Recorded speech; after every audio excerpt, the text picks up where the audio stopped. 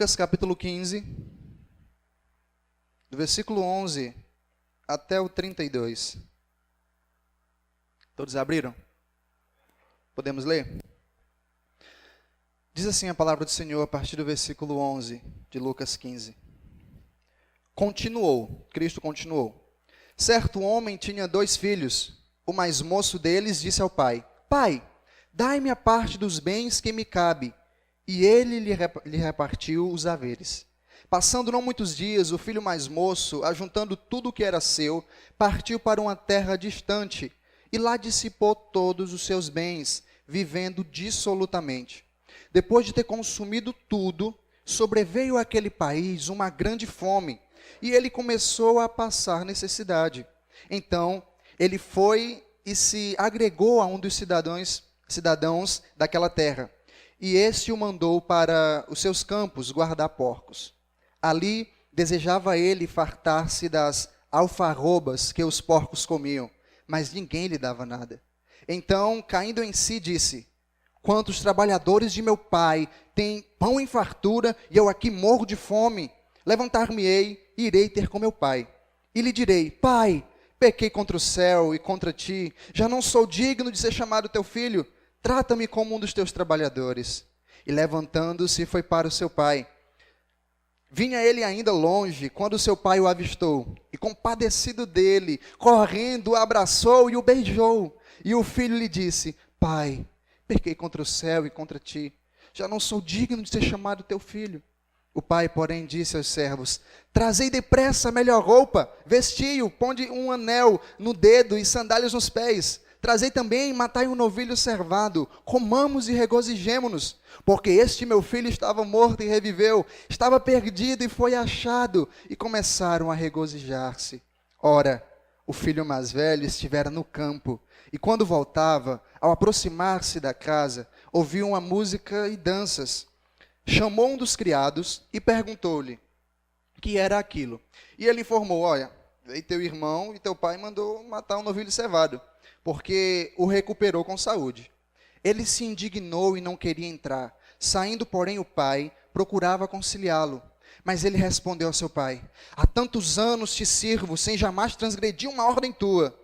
E tu nunca me deste um cabrito sequer para alegrar-me com os meus amigos. Vindo, porém, este teu filho, que desperdiçou os teus bens, com meretrizes, tu mandaste matar para ele novilho cevado. Então lhe respondeu o pai: Meu filho, tu sempre estás comigo, tudo que é meu é teu. Entretanto, era preciso que nos regozijássemos e nos alegrássemos, porque este teu irmão estava morto e reviveu, estava perdido, achado. Meus irmãos, eu já ouvi muitas pregações desta parábola, e creio que você também já ouviu. E muitos mitos foram contados em cima dos púlpitos a respeito dela. Um dos é que este filho é o crente desviado, é aquele cristão que estava na igreja e ele saiu para o mundo. Só que vamos ver essa noite que não é nada disso.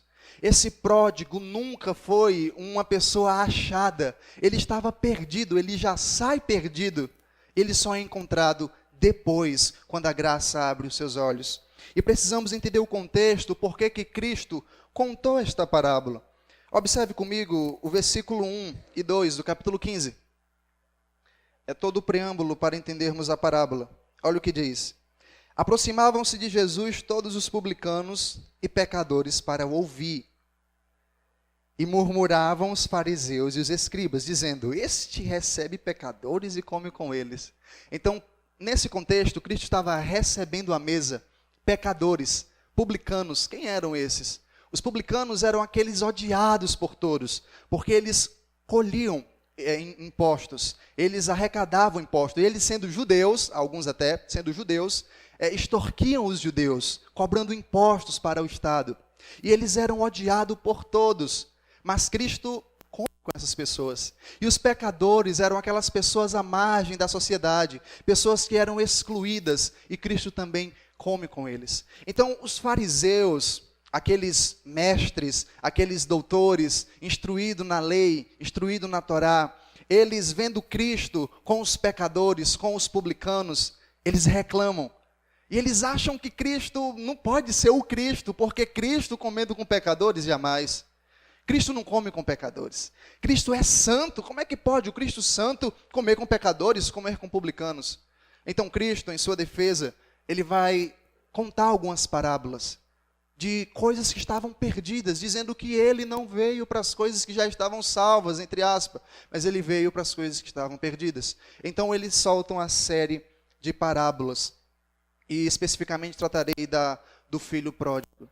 Mas o motivo maior por qual os escribas e os fariseus ficavam chateados porque Cristo estava comendo com pecadores, era o que representava o eles via a mesa. O que isso significa naquela cultura? Por que eles ficaram tão injuriados porque Cristo estava recebendo eles? Meu querido, você precisa entender uma coisa. Quando uma pessoa bem conhecida, um rei, um mestre ou algo do tipo, comia com outras pessoas, aquilo estava dizendo que ele estava aceitando aquelas pessoas. Estava dizendo que ele estava fazendo um tratado de paz com aquelas pessoas. Eram assim com os reis antigamente. Quando eles banqueteavam e convidavam as pessoas, se assentavam à mesa, era como se fosse um tratado de paz. E os fariseus, nós sabemos bem, a lei só condenava. Uma coisa que você precisa colocar na cabeça: Deus é o Deus de toda graça.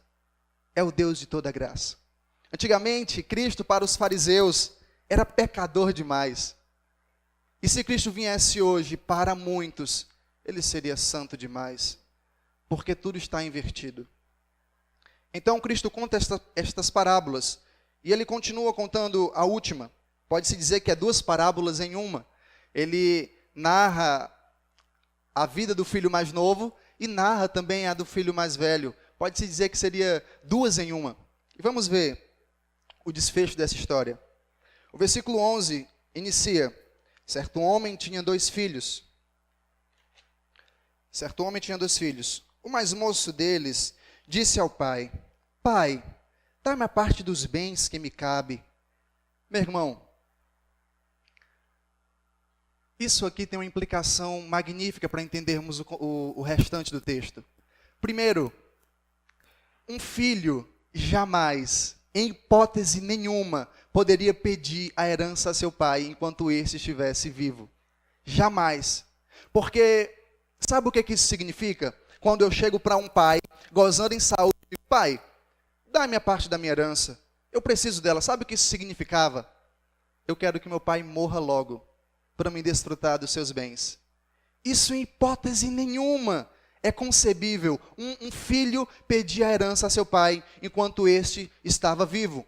O que era aceitável, que ele pedisse para dividir os bens, ok, ainda assim poderia fazer. Mas ele não pede só para dividir os bens, ele pede para desfrutar dos seus bens. Tanto é que o versículo continua, versículo 12: e ele lhe repartiu os haveres. E quando lhe reparte os haveres, ele está explicitamente desejando a morte do seu pai. Ele está dizendo: pai, eu quero que o Senhor morra logo. Eu quero desfrutar dos bens que me cabem, dos bens que me pertencem. Isso mostra uma coisa magnífica para nós. E triste. Há um relacionamento quebrado do filho com o pai. Um relacionamento rompido do filho com o pai. Um relacionamento de rebelião do filho com o pai. E nessas horas, deveria alguém entrar em cena. E esse alguém seria o filho mais velho. Ele deveria assumir o papel de reconciliador da situação. Porque era costume, por exemplo, quando alguém briga hoje, e tem outra pessoa lá, o que se espera é que aquela pessoa que está lá no estado de neutralidade, ela vá na situação e ajude na reconciliação dos dois que estão brigando. E era exatamente isso que era esperado da parte do filho mais velho. Que ele reatasse esse relacionamento quebrado do filho mais novo com o seu pai. Mas não é isso que acontece. Por que que o filho mais velho não vai na situação e não tenta aproximar novamente o pai e o filho? Porque o filho mais velho também estava perdido. E é isso que veremos essa noite. E o tema do sermão é o pai amoroso e os dois filhos perdidos. Não havia quem estivesse salvo. Os dois, tanto o mais velho quanto o mais novo, estava perdido. Então o irmão mais velho recusa-se a exercer o seu papel de reconciliação. E os dois irmãos recusam-se em viver em união. O mais moço, continuando o texto, no versículo 13, passando não muitos dias, o filho mais moço, ajuntando tudo o que era seu, veja, ele já desejou a morte do pai, ele já rompeu os laços com seu pai, partiu para uma terra distante, e lá dissipou todos os seus bens, vivendo dissolutamente. Por que que ele saiu apressadamente? Você precisa entender uma coisa. Naquele tempo, as pessoas viviam em, pode-se dizer, tribos. E uma notícia dessa, um filho desejando a morte do pai, pedindo seus bens, com o pai ainda vivo, isso divulgava-se muito rápido. Então, a aldeia tomar conhecimento disso, a vivência daquele filho no meio da aldeia não seria nada bom. As pessoas olhariam para ele com um olhar de desprezo, com um olhar de rejeição, com um olhar de repreensão. Então imagine, ele rapidamente pega suas coisas e vai para uma terra distante, ele sai apressadamente, com um relacionamento errado com o seu pai. E lá, ele gasta tudo o que tem. Ele tem uma vida dissoluta. Ele não sabe administrar suas finanças. E você pode perguntar até aqui, tá bom, mas o que é que isso tudo tem a ver comigo? O que é que isso tudo tem a ver com os seres humanos? O que é que isso tudo tem a ver com nós? O que isso tudo quer nos dizer? Isso tem tudo a nos dizer, meus irmãos. Isso é o retrato perfeito do ser humano em sua rebelião. É um indivíduo que ele é rebelde. Ele tem um relacionamento errado com Deus. Ele quer viver dissolutamente e pensa só nos prazeres daqui. Foi isso que o filho pródigo pensou. E antes de eu prosseguir no sermão, eu quero deixar uma coisa clara. Eu não vou alegorizar o texto e dizer que esse pai é Deus. Mas com certeza eu posso fazer um paralelo. Esse pai é um pai terreno, mas eu posso fazer aplicações comparando com Deus, tá? Mas não é Deus, é um pai terreno, que isso fique claro. Então, isso tem tudo a ver com o ser humano sem Deus. Ele é um ser humano rebelde. Ele vira as costas para Deus. Assim como o filho pródigo vira para o seu pai. Ele põe o dedo cerrado na cara do seu pai e diz, dai-me a parte da minha herança. É o que os seres humanos fazem com Deus hoje. Põe o punho cerrado na face de Deus e fala alguma bobagem, fala alguma besteira. Senhor, por que tu faz isso? Senhor, eu não entendo as tuas coisas. Ou muitas vezes não está nem aí para a eternidade. Estou preocupado em viver bem. Eu sou jovem demais. Eu quero cursar uma faculdade e viver só para isso. Frise bem isso, só para isso. Isso é exatamente um retrato perfeito dos seres humanos hoje em sua rebelião ativa contra Deus. Assim como o pródigo se rebelou contra o seu pai, o ser humano em sua perdição se rebela contra o Senhor. E vai para uma terra distante, o pródigo vai, e lá ele gasta tudo quanto tem. E o versículo 14 continua. Vimos o pedido e suas implicações, e agora vejamos as consequências desse pedido do filho pródigo. Versículo 14. Depois de ter consumido tudo, sobreveio àquele país uma grande fome. E ele começou a padecer ou a passar necessidade. Veja, um judeu em um país estrangeiro, novo, inexperiente, tem uma grande fome. Quem você acha que é a primeira pessoa a padecer necessidade? Um judeu inexperiente. Não sabe o que fazer com dinheiro. Não soube administrar suas finanças. E lá ele passa por extrema necessidade. Lá ele passa por miséria. Então o texto continua no versículo 15. Então ele foi e se agregou a um dos cidadãos daquela terra. E este o mandou para os seus campos guardar porcos. Meu irmão, você precisa entender algo. Nos momentos de fome, grande fome, era comum muitas pessoas irem pedir comida. Então qual era o meio que as pessoas, que os caras que tinham comida, utilizavam para dispensar quem vinha lhe perturbar? Vai apacentar porco, só tem isso. E ninguém queria apacentar porco. Então a galera, não, apacentar porco não tem o que dar. O que é que eu vou comer lá com os porcos? Então isso era um meio para espantar as pessoas que vinham perturbar os outros atrás de comida. Mas com o pródigo não arrega, não dá para trás. Então ele vai, perturba um homem atrás de comida e ele lhe manda para apacentar porcos, para cuidar de porcos.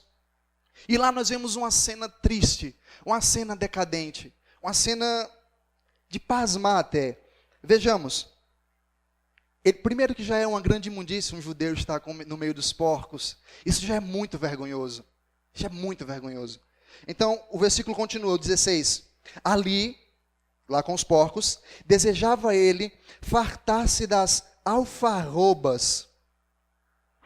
O que é alfarrobas? Quando você leu esse texto, olhou. O que é alfarrobas? Alguns dizem as bolotas do porco, lá que o porco come. Não, não é não. Não é bolotas. Alfarrobas, meu amigo, pode-se dizer uma baja de alfarrobeiras, ou seja, pequenas plantas. E existia dois tipos naquele tempo. Existia um tipo que era bom para comer, um tipo doce, mas existia também o outro que era amargo. E esse amargo era dado para os porcos comerem. Os porcos conseguiam catar porque elas eram baixas, eles conseguiam comer, porque em um tempo de extrema fome, essas alfarrobas boas, comestíveis e doces, não estavam tão disponíveis para os porcos. Quem comia eram seus donos. Então, as alfarrobas aqui descritas nesse texto, as baixas da planta alfarrobeira, era amarga. Apenas só os porcos comiam isso. Eram amargas. Então o texto é bem claro e diz, ali, o versículo 16, desejava ele fartar-se das alfarrobas. E algumas traduções, ou estudiosos dizem, que ele não só desejava fartar-se, ele comia as alfarrobas. Só que essas alfarrobas amargas não têm nutriente suficiente para manter um ser humano vivo. E é por isso que ele comia e nunca se fartava. Porque essa comida é para porcos, não é para seres humanos. Isso não entra bem no organismo de uma pessoa. E principalmente de um filho que era acostumado a ter uma regalias com seu pai e agora está numa terra distante, está sendo humilhado com porcos, está comendo coisas imundas e amargas. E o texto prossegue. Ali ele desejava fartar-se com as alfarrobas que os porcos comiam, mas ninguém lhe dava nada. Ninguém lhe dava nada, ou seja, subentende-se que talvez ele tenha pedido, ele tenha mendigado a outros, mas ninguém lhe dava nada. Então ele ia morrer literalmente mesmo. E o versículo continua, no versículo 17, então, caindo em si. E quando a gente olha, pronto, agora ele se arrependeu. Se arrependeu não. Eu vou lhe dizer o porquê que ele não se arrependeu. Então, caindo em si, disse o filho. Esse caindo em si, entenda como aquela luzinha que pisca quando a gente tem uma boa ideia. Boa ideia, aí a luzinha pisca. Entenda como isso. Ele cai em si e diz, quantos trabalhadores de meu pai têm pão em fartura e eu aqui morro de fome? Não entenda isso como hipérbole, ele estava morrendo de fome mesmo. Porque alfarrobas não dá para matar a fome de ninguém. Amargas, sem nutrientes, o organismo não abraça legal. Então ele estava morrendo literalmente de fome. E ele tem uma ideia. Já sei o que fazer. O versículo 18.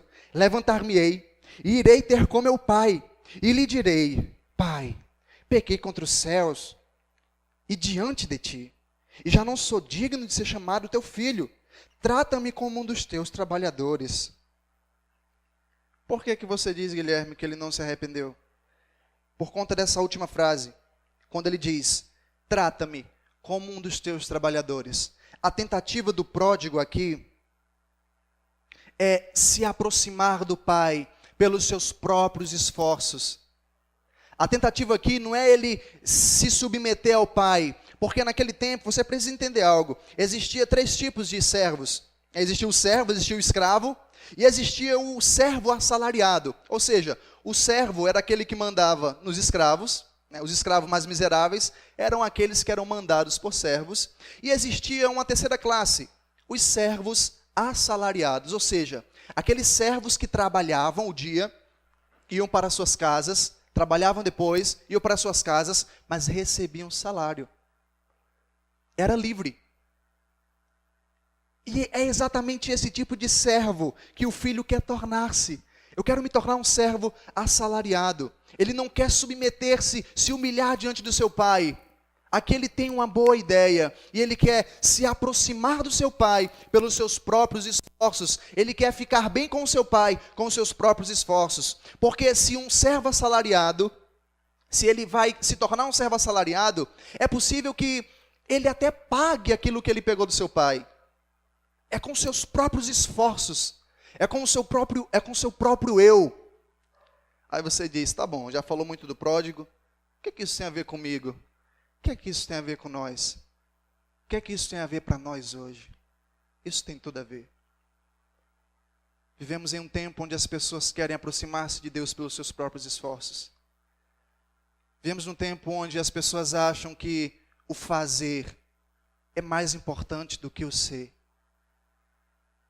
Vivemos num tempo onde as pessoas acham que ficarão bem com Deus apenas por frequentarem uma igreja. Nós vivemos num tempo onde as pessoas se iludem. Vivemos num tempo onde as pessoas mentem para si. Elas sabem, elas têm certeza que estão perdidas. Só que ela utiliza a sua mente como um mecanismo de fuga e diz, não, mas eu vou à igreja de vez em quando. Eu deposito no altar do Senhor os dízimos. Eu sou influente na igreja. Eu sou amigo do pastor. E acha que isso é como um álibi para amenizar a sua culpa.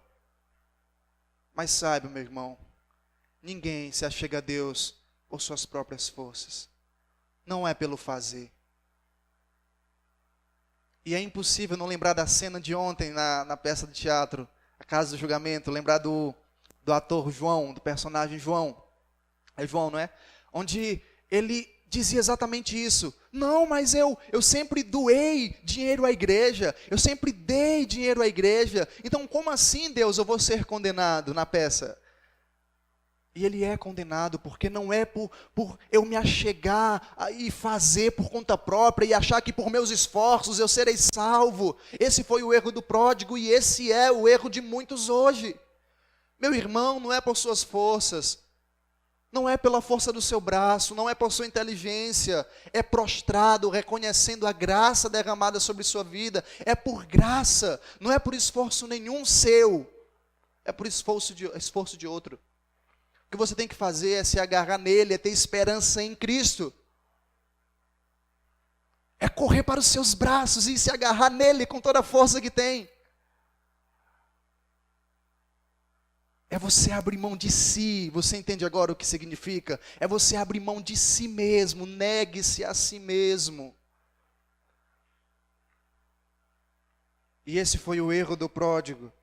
Achar que poderia, com o seu próprio esforço, se achegar a Deus e ter um relacionamento positivo com seu pai. Com seu pai. E esse é o erro de muitos hoje.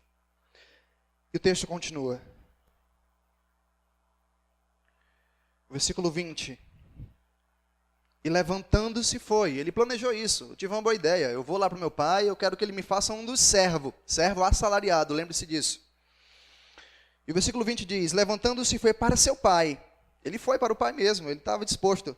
Vindo ele, ainda longe, quando seu pai o avistou, meu irmão, isso é magnífico, isso é sensacional. E compadecido dele, correndo, o abraçou e o beijou. O que isso significa? Meu irmão, era comum, por exemplo, quando um filho se casava com uma mulher que a família não aprovava, era comum se juntar um grupo de crianças, um grupo de jovens, quebrar um jarro e dizer que aquele filho era a vergonha da família. E quando um filho desejava a morte do seu pai, quando um filho pegava as suas heranças, ele ia para um lugar distante ou vivia em rebelião com o seu pai, não tenha dúvida nenhuma que esse filho enfrentará a ira daquela aldeia. Não tenha dúvida disso.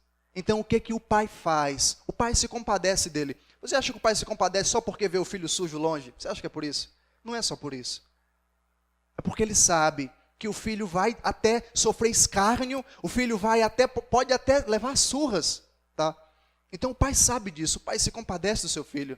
E o pai corre antes de todos. Porque era vergonhoso um pai, quem estuda a cultura do Oriente Médio vai saber disso. Era vergonhoso para um pai, para um homem velho, para um homem já idoso de autoridade, correr em público. Então aquele pai, o texto é bem claro, diz, ele corre para o seu filho. Ele sabe o que o seu filho vai passar, mas ele toma o lugar de vergonha do seu filho. Meu Deus, como não se lembrar de alguém? Como não se lembrar de alguém? Como não se lembrar de Jesus? Tomando o nosso lugar, padecendo escárnio, padecendo vergonha, indo àquela cruz, sendo esmagado. Meu Deus, como os nossos corações não se alegram, como nossos corações não exultam em tamanha salvação obtida. Isso é maravilhoso. Como não lembrar de Jesus Cristo tomando o nosso lugar, homem de dores e que sabia o que era padecer. Isaías é bem claro, diz que ele foi esmagado em nosso lugar. Por que ele foi esmagado? Isaías responde, por causa do pecado do meu povo. Ele foi esmagado, por causa das transgressões. E o pai corre, passa vergonha em público. E o pai, então, o abraça. Então o pai o beija. Sabe qual era que devia ser a reação deste filho? Era se prostrar aos pés do seu pai, era beijar-lhe os pés. E o pai lhe tratar com escárnio. Mas o pai não faz isso. E é exatamente, se eu fosse dar um nome a esta parábola, eu não daria o filho pródigo. Eu daria o pai amoroso e os 2 filhos perdidos. Porque o alvo principal desta parábola não é o filho pródigo, é o amor do pai. Salta aos olhos. O pai atende o pedido e dá herança a seu filho. E agora o pai passa vergonha em público, sofre humilhação para reatar o seu filho, os laços com o filho. E somente quando o filho vê o que o pai faz, é que ele se arrepende. Como é que você sabe disso? Vejamos o nosso texto. Versículo 21. E o filho lhe disse, pai, pequei contra o céu e diante de ti. Já não sou digno de ser chamado teu filho. Ponto. Encerrou a fala. Cadê aquela parte que ele dizia que queria ser um trabalhador? Não está no texto. Você lembra que lá atrás ele disse, pai, eu pequei contra ti, pequei contra o céu, pequei diante de ti, e faz de mim um dos teus trabalhadores? Aqui ele não diz isso. Ele só diz, pai, eu pequei. Eu reconheço. Ele abre mão de si. Graça cai sobre este filho. Ele se arrependeu de verdade. Não tem mais aqui a continuação do texto. Ele não diz, pai, me faz um dos teus trabalhadores. Ele não diz isso. Ele se arrependeu de fato. Ele vê o que o pai faz e se arrepende. O pai, porém, disse aos seus servos, trazei depressa a melhor roupa. Isso tem outra implicação maravilhosa. Porque o pai vai dar uma festa. Você vai ver no texto. O pai vai dar uma festa. E para a aldeia saber que o pai aceitou aquele filho, ele vai estar com a melhor roupa, com a roupa do pai sobre ele. Então todos, quando verem ele com o manto de seu pai, com a melhor roupa do seu pai, saberão que ele foi aceito pelo seu pai de volta. Vestindo, ponde-lhes um anel no dedo e sandália nos pés. Ou seja, ele não será um trabalhador, ele não será escravo que andava descalços, ele será filho. Filho. Isso é magnífico. O versículo 23. Trazei também, matai um novilho cervado. Novilho cervado, meu irmão, era festa grande. Não é uma ovelha que está sendo morta. Não é um carneirinho, é um novilho. Novilho não é para 4 pessoas comer, o novilho é para muita gente comer.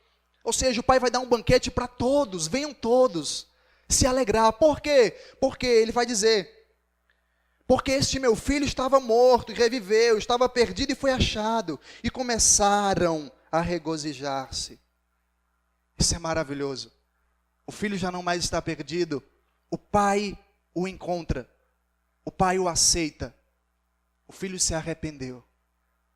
Que final feliz, mas a história não acaba aí. E agora eu poderia dizer que é a segunda parábola. Se eu encerrasse aqui já seria maravilhoso demais. E o texto prossegue. Ora, o filho mais velho estivera no campo, e quando voltava, aproximar-se da casa, ouviu música e danças. Chamou um dos criados e perguntou-lhe o que era aquilo. É melhor dizer que esses criados aqui que o filho mais velho pergunta, né? Faz a pergunta, seriam crianças, seriam jovens, adolescentes.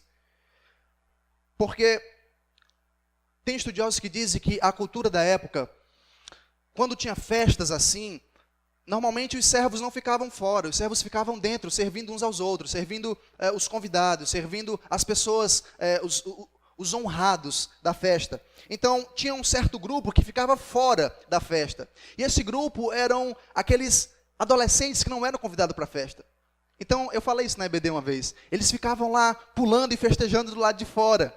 Então, quem o filho mais velho vê de cara é esse grupo, festejando e pulando. Os meninos tudo doido, festejando do lado de fora. Então, ele perguntou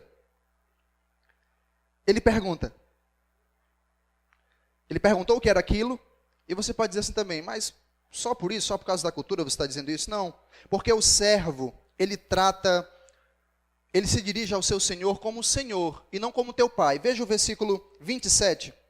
E ele informou, veio teu irmão, e teu pai mandou. Um servo diria, e o meu senhor mandou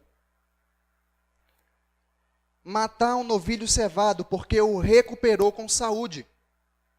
E ele, o filho mais velho, se indignou e não queria entrar de jeito nenhum. Saindo, porém, o pai procurava conciliá-lo. Meu irmão, isso fica uma coisa claríssima. O filho mais velho estava tão perdido quanto o filho mais novo. Sabe qual é a diferença?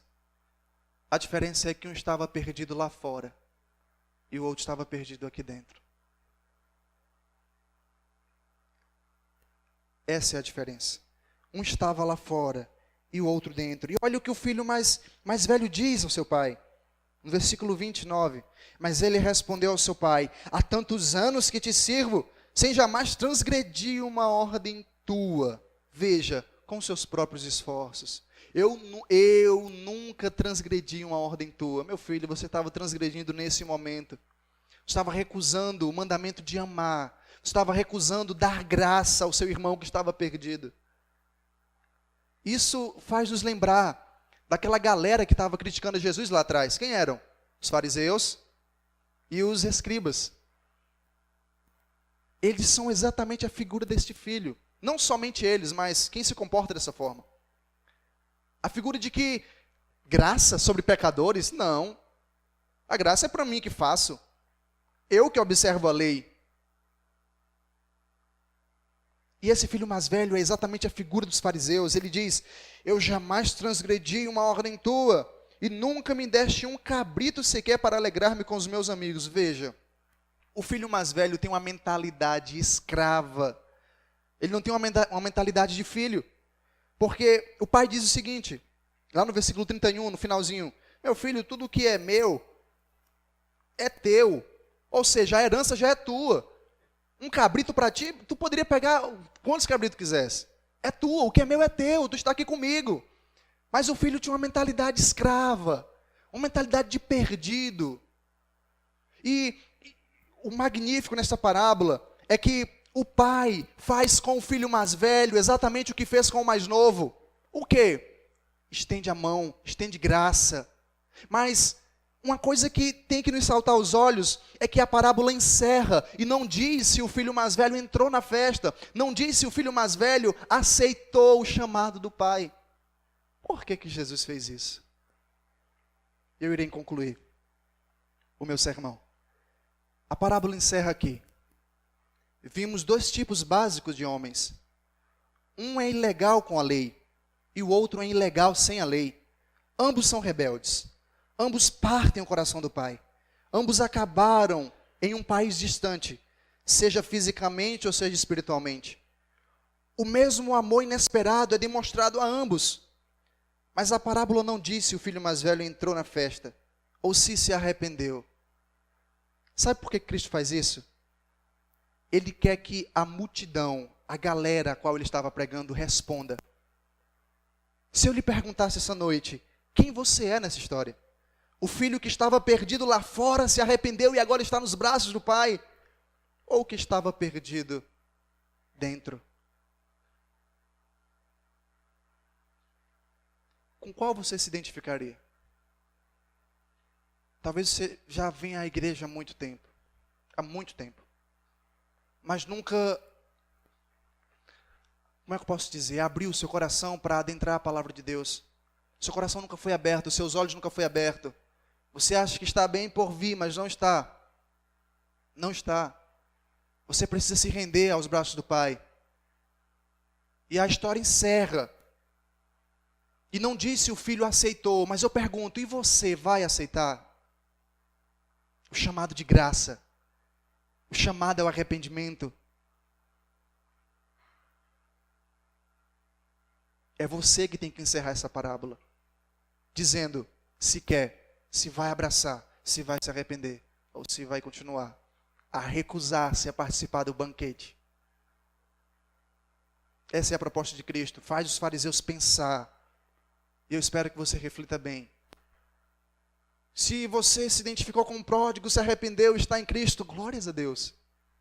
Mas se por outro lado você se identifica com o filho que está perdido, você tem que responder. Reflita um pouco. Curve sua fronte e pense um pouco a respeito disso. Virou comum demais, ficou muito comum nós acharmos que estamos bem. Meu irmão, eu falo muito sobre isso porque isso é muito comum hoje. Isso é muito comum hoje. As pessoas se enganam o tempo inteiro. E dizem, eu tenho Deus no meu coração. Não, filho, você não tem.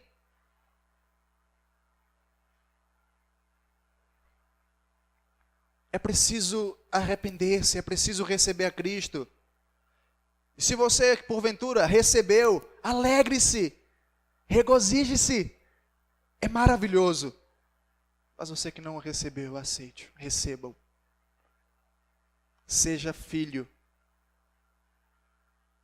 Seja filho. E se você, porventura, tem essa dúvida, sonde seu coração. Vai ser lido um texto, não sei se é esse o texto que vai ser lido. Examine-se, pois, o homem a si mesmo. E eu digo, examine-se a si mesmo. Olhe para dentro de si. Veja como você está. Como nós estamos.